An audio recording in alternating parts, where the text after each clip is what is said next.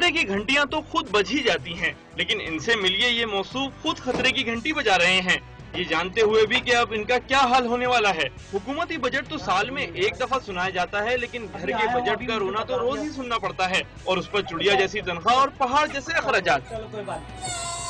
क्या यार तुम लोग को समझ में नहीं आता, हर वक्त टेंशन टेंशन।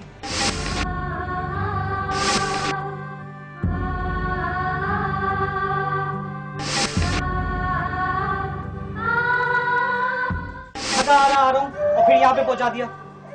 पकड़ती क्यों नहीं उसको, समझती नहीं तुमसे। आमना चलो उधर बैठो जाके।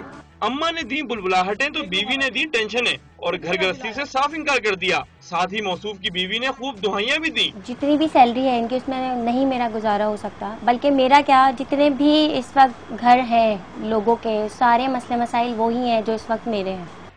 मिस्टर बेचारा जो है अकेला कमाने वाला, अवाम दोस्त बजट के दावे को तिलिस्मी करार देता है, और क्यों ना दे, सस्ताई कहीं नजर जो नहीं आती। कभी लाया किस चीज का? बिजली का बिल? बिजली का 5000 का बिल? 5000 का बिल आया है।